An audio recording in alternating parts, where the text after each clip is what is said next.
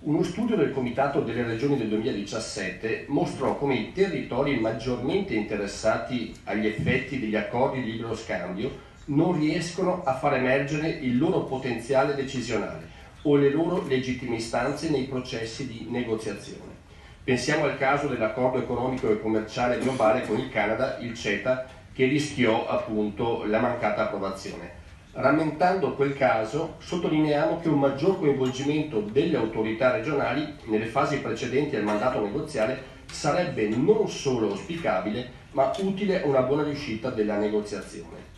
I risultati dello studio del Comitato delle Regioni rivelarono poi che è necessario attivare nuovi e più efficaci canali di comunicazione tra i vari livelli di governance, locale, regionale, nazionale e sovranazionale, per quanto gli uffici della Commissione preposti a questa politica svolgano in modo trasparente e corretto i loro adempimenti.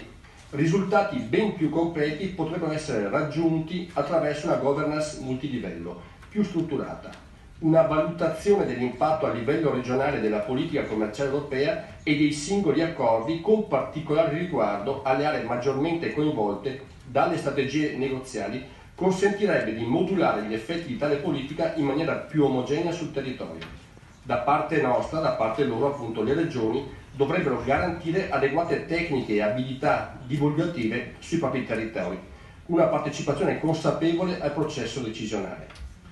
Tali questioni sono valide in misura ancora maggiore se esaminate dal punto di vista della conferenza delle regioni con potere legislativo, RegLeg, che oggi qui rappresento. Tali regioni hanno un ruolo decisionale di livello nel contesto dello Stato membro al quale appartengono e necessariamente rivendicano un peso maggiore nelle dinamiche decisionali comunitarie. Su questo tema le regioni con potere legislativo, sia in qualità di membri del Comitato delle Regioni, sia in qualità di rete RegLeg, chiedono un maggior dialogo con la Commissione europea.